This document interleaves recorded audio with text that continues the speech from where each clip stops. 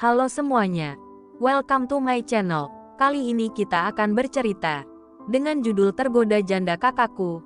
Sebelumnya jangan lupa untuk di-subscribe, like dan komen.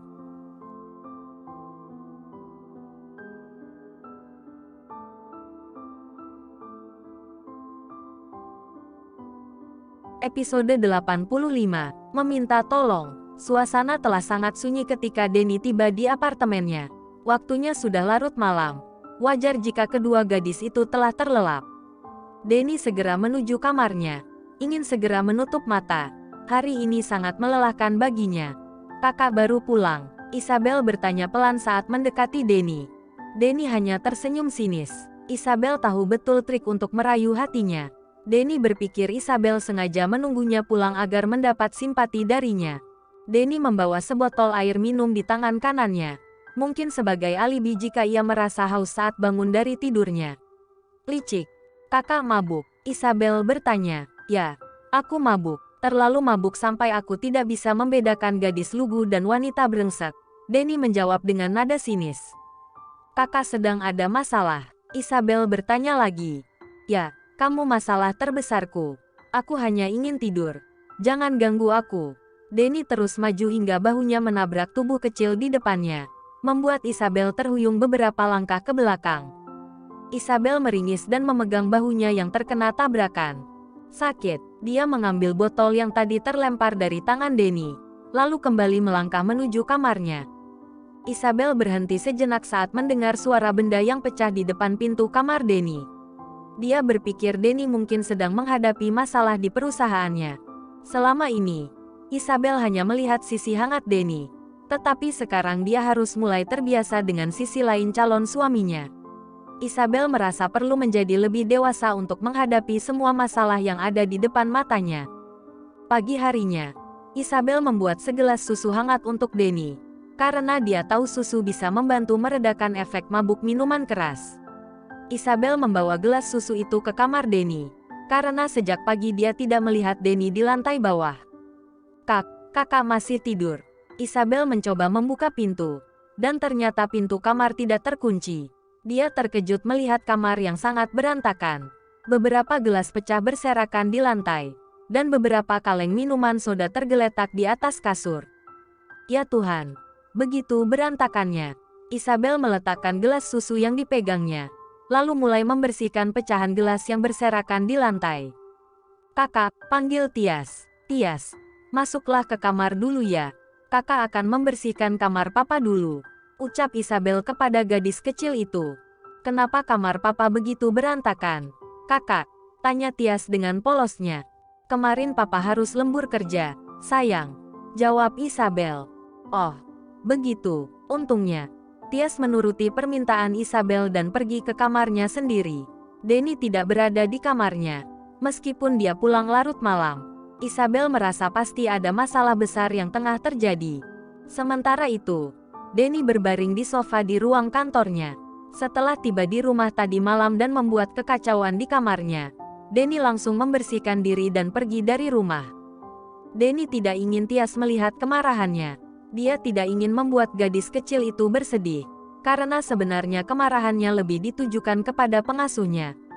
Bangun, woi! Seseorang berteriak tepat di dekat Denny. Anjing, berisik, bentak Denny. Bangun cepat. Aku hanya sebentar di sini. Aku dan Arga ada pertemuan nanti, kata orang tersebut. Akhirnya, Denny bangun dan duduk di samping Charlie. Sudah mendapatkan informasinya? Tanya Denny. Ini yang ingin kukabari. Tapi benar ya, potongannya 20%, kata Charlie dengan senyuman sinis. Iya. 20% hanya untuk uang mukanya saja. Aku bisa gulung tikar jika pelanggan seperti kalian semua, Denny menjawab. Charlie mengeluarkan beberapa foto dari map yang dibawanya. Denny melihat wajah Isabel di salah satu gambar itu. Menurut informasi yang aku dapat, ternyata Isabel masih memiliki seorang ayah. Tetapi sejak kecil ia dan adiknya tinggal bersama paman, saudara dari mendiang ibunya.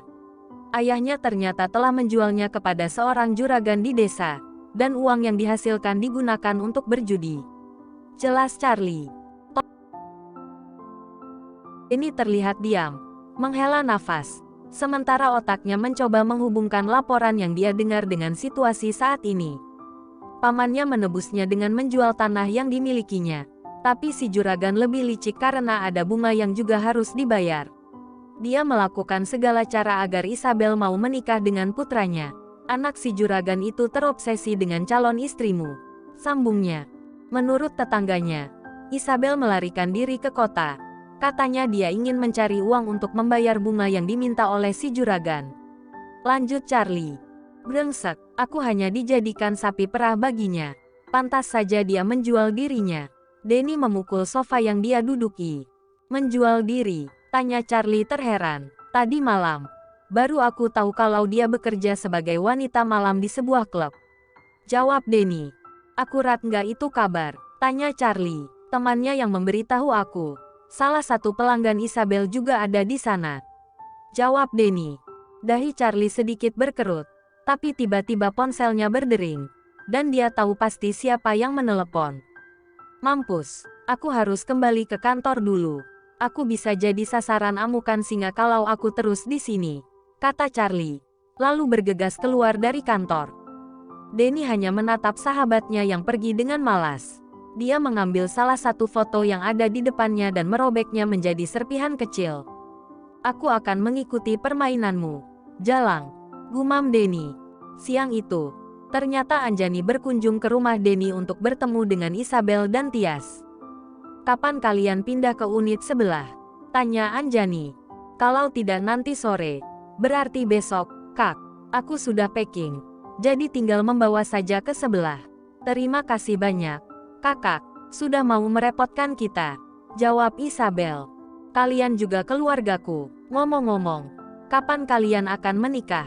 Anjani bertanya sambil tersenyum. Dan gadis di depannya hanya tersipu malu dan menggelengkan kepala. Isabel tidak tahu, jawab Isabel. Tias, ikut Tante yuk. Kita ke kantor Om Arga. Boleh aku bawa Tias sebentar? Anjani mendekati gadis kecil itu dengan sengaja, agar Tias bisa merasa nyaman dengannya. Tentu saja boleh. Isabel akan mempersiapkan barang-barang Tias dulu. Tias bisa pergi bersama Tante Anjani, kan? Tanya Isabel pada Tias. Iya, Tias mau ketemu Om Arga. Jawab Tias. Ya udah, yuk. Anjani menggandeng Tias keluar. Mereka akan segera menuju perusahaan Baskoro. Sejak siang tadi, Anjani sudah mengatakan pada suaminya bahwa ia ingin membawa Tias ke kantor agar mereka bisa makan siang bersama. Sementara itu, Isabel pergi ke lantai atas untuk merapikan barang-barang milik Tias. Ia berencana untuk segera pindah ke unit sebelah pada sore hari. Isabel berencana akan meminta izin kepada Denny untuk segera menempati rumah barunya. Isabel terkejut ketika ponselnya berdering. Ia pikir itu Anjani yang menghubunginya. Mungkin Tias meminta sesuatu untuk dibawa dari rumah. Halo, halo, Isabel. Isabel tersenyum ketika mendengar suara yang sudah sangat ia kenal. Suara pamannya di kampung. Tapi suara tersebut terdengar seperti sedang bergetar. Ya, Paman. Ada apa? Kalian sehat-sehat saja, kan? Tanya Isabel. Adikmu, Adit. Kenapa, Paman? Tanya Isabel setelah pamannya mengatakan adiknya. Pulanglah dulu, nak. Dia membutuhkanmu sekarang. Pinta pamannya di seberang telepon. Isabel semakin panik ketika ia bisa mendengar suara berat sang paman yang seolah sedang menyembunyikan sesuatu. Bicaralah, Paman. Ada apa? Isabel punya tanggung jawab di sini. Tidak bisa asal pulang, kata Isabel yang mulai panik. Adit kecelakaan. Nak, tadi siang. Pulang sekolah. Dia tertabrak mobil, jelas Paman. Ya Tuhan, tubuh Isabel lemas seketika. Adiknya adalah satu-satunya yang ia miliki saat ini. Dia di rumah sakit sekarang dan harus segera dioperasi. Paman tidak tahu. Tapi kata dokter ada darah membeku di kepala Adit. Pihak rumah sakit mengatakan kita harus menyediakan biaya operasi sebesar 100 juta. Kata pamannya menjelaskan. 100 juta, Isabel berkata dengan lirih. Jangan pikirkan itu dulu. Yang penting lihat dulu adikmu di sini. Pinta sang paman. Paman, jagalah Adit ya. Isabel akan secepatnya pulang membawa uang untuk operasi Adit. Isabel mencoba mengatur suaranya agar sang paman tidak mengetahui bahwa ia pun sangat bingung. Apa kau benar-benar punya uang sebanyak itu? Nak, jangan memaksakan diri. Paman bisa menjual rumah jika kau benar-benar tidak bisa mencari uang itu. Ucap Paman Isabel. Jangan, nanti Paman dan Bibi mau tinggal di mana kalau rumah itu dijual. Pokoknya, Paman, tenang saja. Isabel pasti pulang membawa uang. Pinta Isabel. Setelah menutup teleponnya, gadis itu menangis sejadi-jadinya. Adit adalah amanah dari mendiang ibunya, dan Isabel sudah berjanji akan menjaga adik laki-lakinya itu sepanjang hidupnya. Tiba-tiba, Isabel teringat Denny. Pria itu adalah satu-satunya harapannya. Mungkin Denny bisa meminjamkan uang 100 juta padanya. Isabel berpikir mungkin uang itu bisa ia kembalikan dengan cara memotong gajinya setiap bulan. Dengan harapan yang sangat tinggi, akhirnya Isabel pergi ke kantor Denny menggunakan taksi. Setelah sampai di sana, dia segera pergi ke lantai atas di mana ruangan Denny berada. Dan, ada yang ingin bertemu. Denny menoleh ketika Mia membuka pintu ruangannya. Siapa? Tanya Denny. Katanya sih namanya Isabel. Sepertinya yang kemarin kesini sama Nyonya Baskoro. Jawab yang masih ingat kejadian tempo hari saat dia kepergok berpelukan dengan bosnya. Denny sedikit terkejut. Kenapa tiba-tiba Isabel ingin menemuinya? Biarkan dia masuk. Denny melihat gadis itu masuk dengan wajah yang pucat. Permainan apa yang akan kau mainkan? Gumam Denny, menatap gadis di depannya dengan sinis. Kak, ada apa sampai kau menyusulku ke kantor? Tanya Denny dengan nada datar. Aku ingin bicara sama kakak. Aku minta bantuan kakak. Ucap Isabel dengan menundukkan kepalanya. Sudah aku duga, kata Denny dalam hati. Dia memejamkan matanya sesaat sebelum bangkit dan menghampiri gadis di depan meja kerjanya. Berapa? Tanya Denny dengan yakin.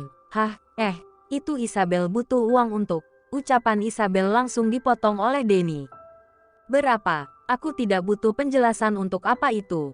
Maaf jika aku tidak tahu bahwa aku harus membayarmu per jam untuk semua pelayanan yang kau beri. Potong Denny. Kak, bukan begitu. Isabel mencoba menjelaskan. Aku memang brengsek, tapi aku tahu wanita-wanita yang bermain denganku tidak memakai topeng sepertimu. Mereka tidak pernah berpura-pura baik di depanku. Berapa yang kau inginkan? Kata Denny dengan nada tinggi. Tapi Isabel, jawab, teriak Denny hingga Isabel tersentak kaget. Air mata mulai menggenang di sudut mata gadis itu. Cih, selain berwajah lugu, ternyata aktingmu juga sangat bagus. Aku bertanya untuk terakhir kalinya. Berapa yang kau mau? Tanya Denny. Isabel butuh 100 juta. Kakak bisa potong gaji Isabel setiap bulan untuk melunasinya. Denny tertawa mendengarnya. Wanita di depannya benar-benar licik dan lihai dalam upayanya untuk merebut hatinya. Dia berjalan ke meja kerjanya dan mengambil segepok uang lembaran merah dari dalamnya. Arregegehah. Isabel memekik kaget sekaligus kesakitan. Denny melempar uang itu dengan kasar tepat ke wajah Isabel, sehingga dahi gadis itu tergores dan mulai berdarah. Itu 100 jutamu. Denny melihat gadis itu meneteskan air mata. Hatinya juga ikut tersayat. Tapi ia tidak ingin terperdaya lagi oleh tipu muslihat gadis berwajah lugu itu. Ambil uang itu, dan setelah ini, jangan pernah lagi muncul di depanku. Pergilah dari hidupku. Teriak Denny. Kak, Isabel mengambil satu genggaman uang dan beberapa lembar yang terlepas dari ikatan karena uang itu dilemparkan dengan sangat keras ke arahnya. Terima kasih sudah diperkenankan menjaga Tias dan tinggal di rumah kakak. Terima kasih telah membuatku merasa berarti akhir-akhir ini. Maaf jika aku tidak bisa menjadi yang terbaik untuk kakak, ucap Isabel sambil menahan tangisnya. Sebelum keluar dari ruangan, gadis itu sempat meraih tangan Denny dan membawanya ke keningnya. Jaga diri, kakak ya.